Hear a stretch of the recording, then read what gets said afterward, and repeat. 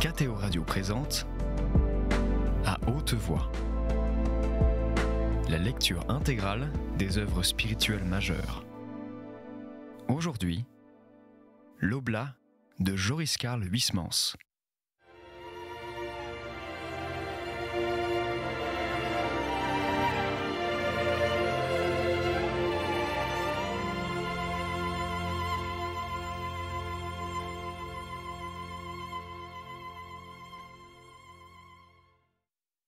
Ce n'est point du côté de la science, mais du côté de l'art que l'ordre de Saint-Benoît doit s'orienter.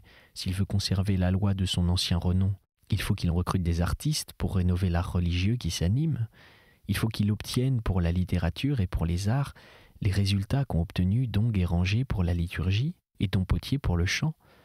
L'abbé de Solesmes, lui, l'a bien compris, et il a aiguillé quand il l'a pu sur cette voie. Il avait parmi ses moines un architecte de talent. Il le chargea de construire les nouveaux bâtiments du monastère, et Dom Maillet a taillé dans un granit un monument admirable de simplesse et de force, la seule œuvre d'architecture monastique qui ait été créée dans notre temps. Il faudrait maintenant des littérateurs, des statuaires, des peintres. Il faudrait en un mot reprendre non la tradition de Saint-Maur, mais celle de Cluny. Il est vrai qu'à mon humble avis, ce sera beaucoup plus avec l'oblature qu'avec la paternité que se réalisera ce dessin. Peut-être avez-vous raison. Et cette question d'art mise de côté, vous me laisserez vous dire que la préférence que vous attribuez à la piété sur l'intelligence dans une abbaye ne se justifie guère. Car enfin, rien n'est plus hasardeux que d'accepter comme père un homme inintelligent sous le prétexte qu'il vit en Dieu. La piété, la sainteté même, peuvent en effet disparaître, mais la bêtise, elle reste. Au fond, la discussion est bien vaine lorsqu'on y songe, car l'avenir de l'ordre est menacé par des dangers autrement graves que ceux dont nous venons de causer. Malgré l'optimisme du père abbé, j'ai grand peur que ces moines ne soient prochainement dispersés, jetés à la porte de France. Il n'y a donc pour eux qu'à prier au jour le jour en attendant la catastrophe. « Hélas !» s'exclama M. Lampre. Ils se séparèrent. Durtal réfléchissait en se promenant. Il est étonnant tout de même, ce brave M. Lampre. Il ne peut se convaincre que le monastère est un microcosme, un diminutif de la société, une image en réduction de la vie commune. Il ne peut pas n'y voir que des Saint-Benoît et des Saint-Bernard dans un couvent, pas plus qu'il ne peut y voir que des gens de génie ou de talent dans le monde. Les médiocres sont nécessaires pour accomplir de médiocres labeurs. Il en a toujours été ainsi, et il en sera toujours ainsi. On nous rabâche constamment la grandeur des cénobites de Saint-Maur, mais combien parmi eux n'étaient ni des érudits, ni des chercheurs? Combien, en accomplissant de serviles besognes, ont permis aux Mabillons de travailler en paix, et les ont aussi appuyés, soutenus du renfort de leurs prières? Enfin, où, dans quelle classe de la société, Monsieur Lampre trouvera-t-il un assemblage de vertus pareilles à celles de notre cloître? Car il n'y a que des moines fervents ici. Je ne parle même pas du père abbé, de Don de Fauneuve, de Don Feltin, mais aussi des autres religieux. Qu'il y ait parmi eux des ignares et des incapables, c'est entendu. Ils n'en sont pas moins d'excellents prêtres. Puis avant de les honnir, il siérait de savoir si justement notre Seigneur ne se plaît pas davantage dans ces âmes qui échappent au péril de l'esprit et au danger d'une orgueilleuse science. Et les novices, quels êtres charmants! Lorsque je vois ce gosse de 17 ans, ce petit frère blanche avec sa bonne grosse figure si franche, ses yeux si limpides, son rire si frais, je m'imagine quelle est l'innocence de cette âme imprégnée jusque dans ses plus secrètes fibres de la joie de Dieu. Et il n'est pas le seul de son espèce. Combien dans ce noviciat, d'aussi délicieusement ingénu, d'aussi délicatement pieux? Et Durtal poursuivait seul sur la route. Il y a une observation qui ne trompe guère. Un novice arrive. Regardez-le. Il est quelconque. Il a une figure brouillée, les yeux comme le premier venu. Attendez quelques semaines. Laissez passer la phase d'ennui lourd, la crise de tedium vitae, qui dure pour les uns 15 jours, pour les autres moins ou plus, car presque tous ont à franchir cette étape et on les prévient, car il n'existe aucun moyen de la leur éviter. Eh bien, une fois cet accès de spleen terminé, le visage est méconnaissable, Il s'est éclairci, nettoyé en quelque sorte. Ou plutôt ce qui le rend si différent, ce sont les yeux. L'on pourrait presque reconnaître à ce seul changement s'il y a chance de vocation. C'est à la clarté spéciale de la prunelle que cela se discerne. Il semblerait vraiment que le cloître a filtré l'eau du regard qui était trouble auparavant, qu'il l'a débarrassé des graviers qui déposèrent les images du monde. C'est très curieux. Et ceux qu'ils sont alors joyeux, ces enfants, ils ne savent rien de l'existence pour la plupart. Ils fleuriront tout doucement, abrités dans une admirable serre, sur un terreau préparé, loin des gelées et à l'abri du vent. Ça n'empêchera parbleu pas le démon de les attaquer tel qu'un ver dans leurs racines, mais les horticulteurs d'ici sont habiles, et le père de Fauneuve et Don Felletin ont de vieux secrets de métier pour les guérir. « Mon Dieu, que je suis bête !» s'écria-t-il tout à coup en s'arrêtant sur place. « J'ai oublié la commission dont la mère Bavoile m'avait chargé.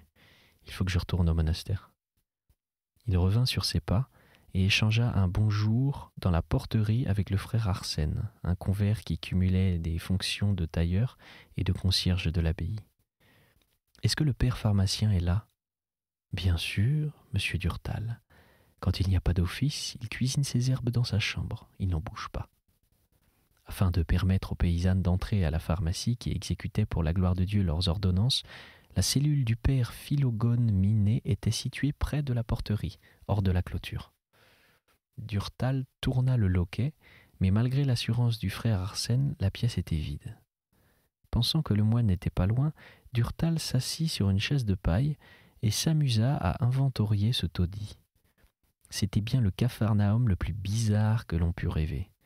Ce réduit, badigeonné au lait de chaux, était une ancienne cuisine, munie encore de son fourneau sur lequel mijotaient en des casseroles de cuivre d'inquiétants bouillons. Sur toute une partie des cloisons, des rayons de bois blanc contenaient des paquets étiquetés et des fioles. En face de la fenêtre, dont les blessures des vitres étaient pansées avec des étoiles de papier, une courtine de crétonne grasse ainsi qu'un torchon cachait un petit lit de fer auprès duquel, sur le coffre d'une machine à coudre hors d'usage, était posée une cuvette et au-dessous une cruche de grès calée par un bout de bois sur le carreau creusé, mais où l'ingéniosité du père se remarquait. C'était dans une série de détails cocasses. D'une ancienne balance à fil qu'il avait suspendue à une latte de bois sortant du mur, il avait fait un porte-savon. Il mettait un morceau égal sur chaque plateau et il usait alternativement les deux morceaux, un jour l'un, un jour l'autre, pour conserver l'équilibre. La tige fixée dans la pierre de la muraille par un adroit système de pitons et de pointes était hérissée de clous accrochés auxquels séchaient des serviettes. Aucun espace n'était perdu dans cette cahute. Des planches grimpaient en des étages incohérents sur des traverses. Elles formaient en face des rayons remplis de paquets et de bocaux, des casiers dont aucun ne se ressemblait. Elles tenaient, on ne savait comme, sur des tasseaux rafistolés, se rejoignaient parfois, lorsqu'elles n'étaient pas trop éloignées les unes des autres, par des lames ajoutées de carton, et c'était dessus un méli-mélo de flacons et de statuettes pieuses. D'antiques gravures et de modernes images en couleur étaient collées sur la hotte du fourneau, si enfumées que l'on ne distinguait plus les figures. Et des ustensiles baroques, des matras et des cornues, des lampes avariées, des bouteilles en vidange, des mortiers et des bassins traînaient avec du charbon sous une couche de poussière dans tous les coins.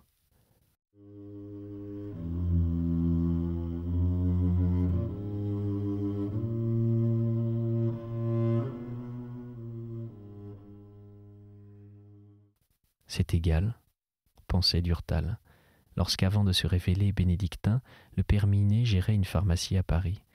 Quelle clientèle pouvait-il avoir si son magasin était dans un tel état de saleté et de désordre ? Le voilà, se dit-il en entendant un traînement de pieds et un bruit écrasé de savates. Le moine entra. Il était le doyen du couvent, plus âgé encore que le père abbé, car il avait dépassé les 82 ans, ainsi que sur la souche oubliée d'un très vieil arbre, des lentilles, des lichens, des loupes lui poussaient sur le crâne. Ses yeux évoquaient l'idée de vitres passées au blanc d'Espagne, car il était obscurci par des pellicules blanches d'étai.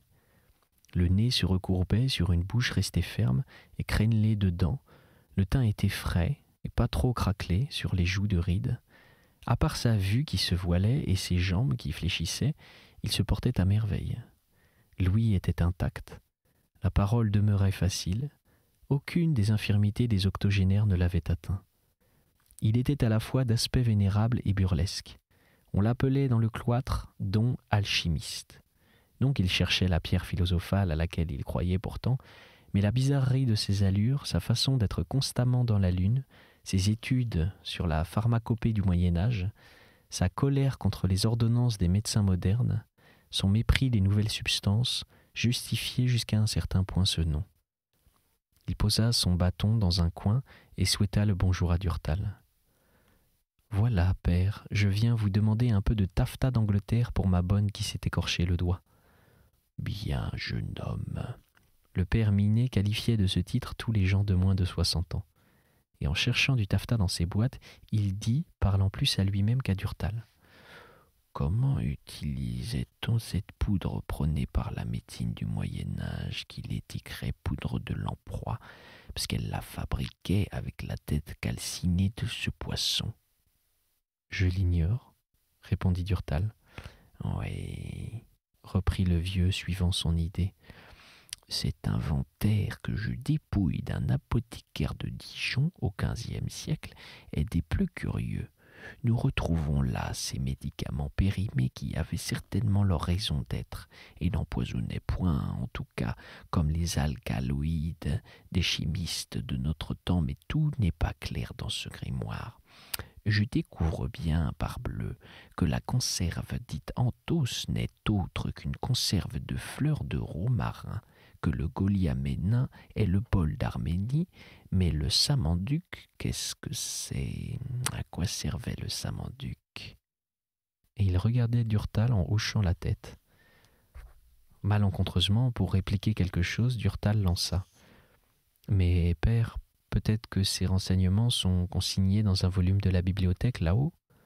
Le vieillard eut un sursaut et il se déchaîna. « La bibliothèque !» s'écria-t-il. « Vous me la baillez belle. Est-ce que j'ai jamais pu obtenir que l'on acquît des collections de nos anciens codex et de nos antiques formulaires? Ces volumes-là, ils sont toujours trop chers lorsque je signale leur passage dans les ventes. Trop chers, j'ai honte de le dire. Nous ne possédons même pas, nous, bénédictins, le volume de l'un de nos grands ancêtres de Saint-Maur, le dictionnaire botanique et pharmaceutique de don Nicolas Alexandre. Ça ne les intéresse pas, les pères, la pharmacie. Et leur santé, ça les intéresse-t-il? Lorsqu'ils viennent vous demander des remèdes, ils jugent alors que la science a du bon. Enfin, est-ce que la pharmacie n'est pas une œuvre de notre ordre? Est-ce que ce n'était pas nous, les moines, qui guérissions jadis les malades des villages fondés autour de nos abbayes? Durtal, qui avait déjà entendu ce réquisitoire, esquissait un mouvement de retraite, mais le vieux lui barra la route. Il allait continuer ses apostrophes quand don Romondou, le maître de chant, entra. Il serra la main de Durtal, qui exécrait en lui le redoutable braillard qu'était le chantre, mais aimait l'homme, car il avait des qualités d'amitié sûre et une franchise à laquelle on pouvait se fier. Seulement, si l'âme était aimable, le physique l'était moins. Don Ramondou était un Auvergnat redondant et jovial. Il avait une encolure de taureau, un estomac cambré sur un ventre en bombe, les yeux proéminents, glauques, sur un nez retroussé à la roxelane. Ses bas joues pendaient et d'énormes bouquets de poils roux jaillissaient des fosses des oreilles et des antres du nez. « J'ai la voix fatiguée, » dit-il au père Minet. Et comme celui-ci haussait les épaules, « Écoutez, » fit-il. Il arrondit une immense bouche et il en sortit des sifflets d'alarme. « J'ai vu dans ce journal que voici, » reprit-il, quand il eut arrêté sa machine, une annonce de pastilles destinée à tonifier les cordes vocales et à guérir l'enrouement des chanteurs. Est-ce que vous pourriez m'en procurer? « Des pastilles !» s'exclama don Minet d'un ton méprisant. « Des pastilles! Qu'est-ce que cela? Des bonbons à la créosote, sans doute. Je n'ai pas ce genre d'article, et sous aucun prétexte, je n'en débiterai. Mais si vous désirez absolument vous traiter, ce dont je ne vois pas l'utilité du reste, je vous préparerai de la limonade nitrique. Si vous croyez que j'ai envie de m'empoisonner avec vos vieilles drogues, s'écria le père Ramondou. Durtal n'en voulait pas entendre davantage, et il profita de la discussion qui se poursuivit entre les deux religieux pour gagner la porte.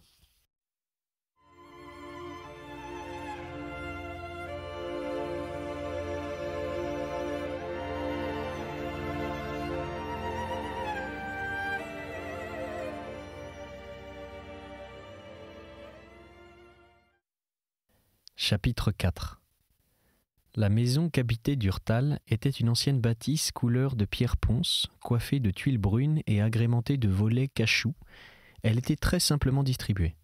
Un perron branlant de 3 marches, une porte à judas de cuivre, avec sonnette à pied de biche, et derrière un corridor sur lequel s'ouvraient à droite 2 grandes pièces et à gauche 2 petites. Ces 2 dernières étaient en effet diminuées de toute la largeur de l'escalier situé entre elles et montant au premier et unique étage. Logiquement, au rez-de-chaussée, à gauche, s'étendait la salle à manger et après l'escalier, la cuisine munie d'une porte donnant sur une cour, à droite un salon et une chambre à coucher. Mais Durtal s'était installé au premier à cause de l'humidité qui suintait des murailles salpêtrées du bas. Ce premier était disposé de la même façon que le rez-de-chaussée, 2 grandes pièces à droite et 2 petites à gauche, car l'escalier, bien qu'un peu converti en échelle, continuait de grimper jusqu'au grenier, surplombant toute la maison sous le toit. Et l'ordonnance était devenue telle. En bas à gauche, en entrant, la salle à manger est devenue une chambre d'amis inoccupée, le salon une salle à manger, la chambre à coucher, la chambre de Madame Bavoil, tout près ainsi de sa cuisine. Au premier, le cabinet de travail se juxtaposait sur la salle à manger, la chambre de Durtal sur celle de Madame Bavoil.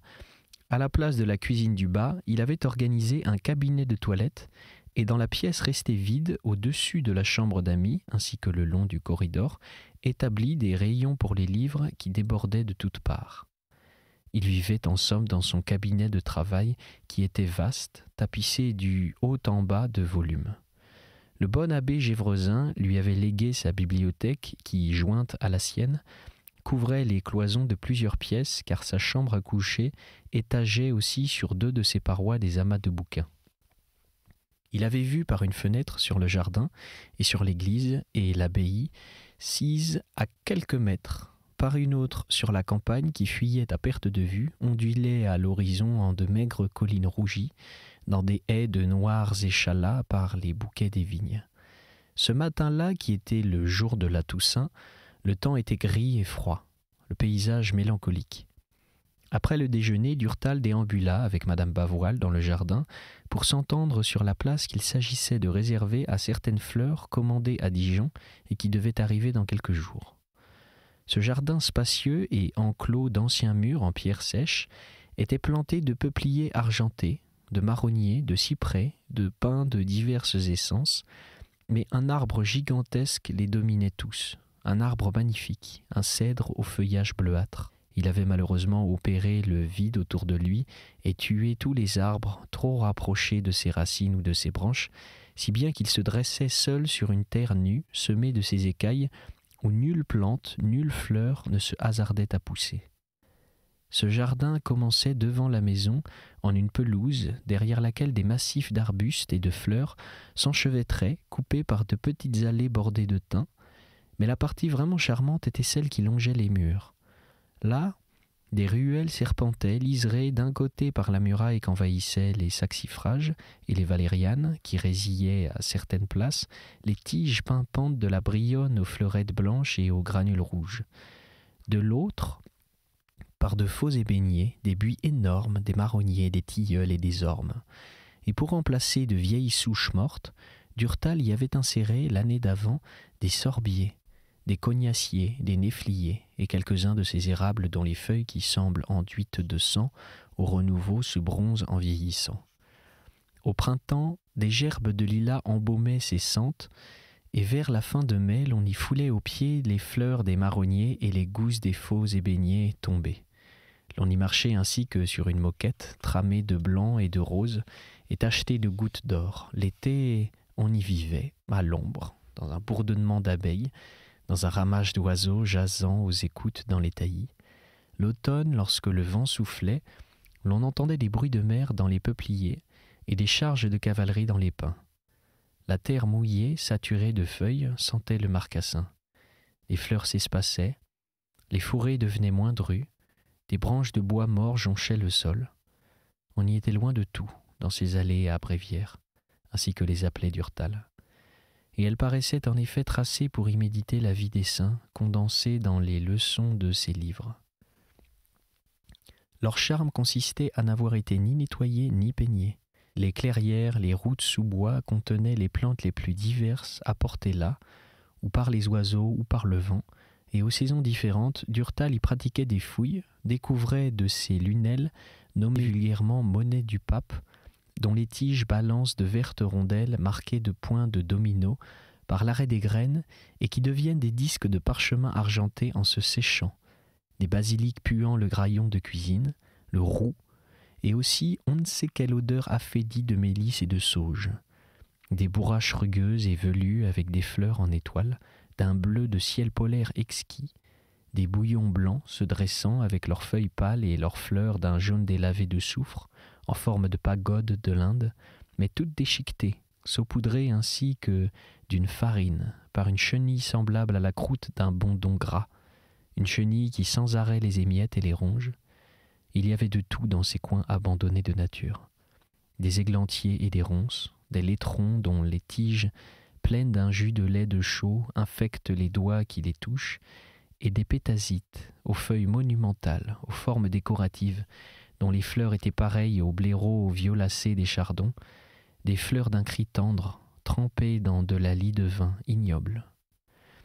Mais cet après-midi-là, Madame Bavoil, insensible aux délices intimes de ces allées, dit à Durtal, dès qu'ils en furent sortis, « Tout cela, c'est très joli, mais il conviendrait pourtant d'indiquer l'endroit que vous destinez à votre potager, car enfin c'est trop bête que d'être obligé d'aller jusqu'à Dijon pour acheter des légumes alors qu'on pourrait en récolter chez soi. » Mais Durtal défendait de son mieux ses massifs, tout en convenant que sa gouvernante n'avait pas tort. Ils finirent par s'accorder vaguement sur un emplacement situé au fond du jardin. Mais Madame Bavoil tirait la couverture à elle.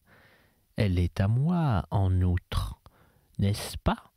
disait-elle. « Cette partie que vous avez laissée inculte. »« Jamais de la vie. C'est là où je campe la flore liturgique et le pourpris médicinal de Walfrid Strabo. »« Voyons, soyez raisonnable, notre ami. Il ne vous faut pas beaucoup d'espace pour emménager ces quelques herbes. Passez-moi la liste.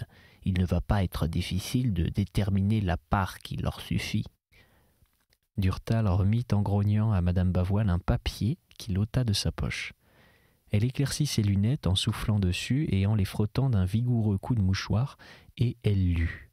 « Sauge, rue, abrotonne, cornichon, melon, absinthe, marube, fenouil, iris, livèche, cerfeuil, lys, pavot, scla, réa, menthe, chasse-puche, hache, bétoine, aigre-moine, eupatoire, euphédre, menthe de chat, radis et rose. 24 plantes, continua-t-elle en comptant sur ses doigts, et elle rit. Le chasse-puche et la menthe de chat, qu'est-ce que c'est que ces plantes? Où les trouverez-vous? Le père Minet m'a déclaré que le chasse-puche n'était autre que le plantain et la menthe de chat le népeta. Il ne sera donc pas difficile de se les procurer.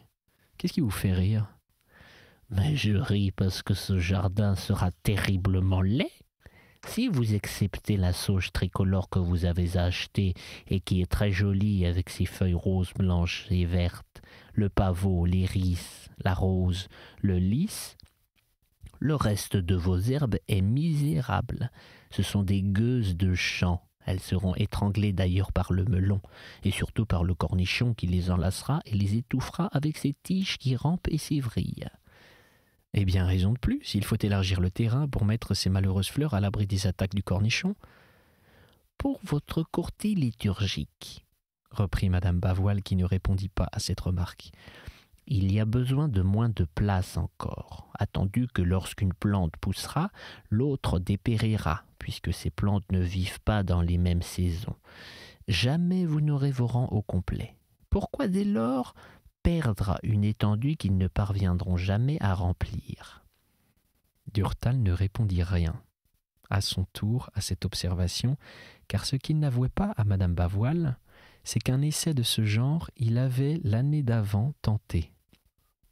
Et les résultats s'étaient révélés lamentables. Il s'entêtait cependant dans son idée, se disant « Je reprendrai ce projet sur de nouvelles bases. La question est de dénicher des végétations vivaces, faciles à élever, pouvant, au point de vue liturgique, servir de synonyme à celles qui refusent de subsister sous ce climat très tempéré dans ce sol. Mais il s'irait pour cela de fouiller à fond la patrologie de Migne, et ce n'est pas peu de choses. En somme, ce jardin ne presse pas, reprit-il. J'ai encore besoin d'y réfléchir, nous verrons plus tard. Occupons-nous pour l'instant, madame Bavoil, de celui de Walafrid Strabo. Mais qu'est-ce que c'est à la fin que ce Strabo dont vous me rabattez les oreilles depuis des mois ? Strabo, ou Strabus, ce qui signifie le louche, est le nom, ou plutôt le surnom, d'un moine disciple de Raban-Maur, qui fut au IXe siècle abbé du monastère de Reichenau, situé dans une île du lac de Constance. Il écrivit de nombreux ouvrages, dont 2 vies de saints en vers, celle de saint Blatmec et celle de saint Mamès. Mais un seul de ses poèmes a surnagé, l'Ortulus, celui justement où il décrit le jardinet de son abbaye, ce qui m'a valu, entre parenthèses, du père Philogone Minet, lorsque je lui ai demandé quelques explications sur la propriété des espèces citées par Strabo, cette phrase mémorable « Cet auteur serait parfaitement oublié s'il n'avait composé que des poésies religieuses et des études liturgiques. Et c'est un poème pharmaceutique seul qui doit sa gloire. Vous qui vous piquez d'écrire, méditez pour votre avenir cette vérité, jeune homme. » C'était À Haute Voix, une émission de KTO Radio. Aujourd'hui, L'Oblat de Joris Karl Huysmans. Lecture, Pierre Deveau. Captation et réalisation, Aymeric Plouinec et Thibaut Dagalier. Une émission disponible en podcast sur ktoradio.com et sur l'application KTO Radio.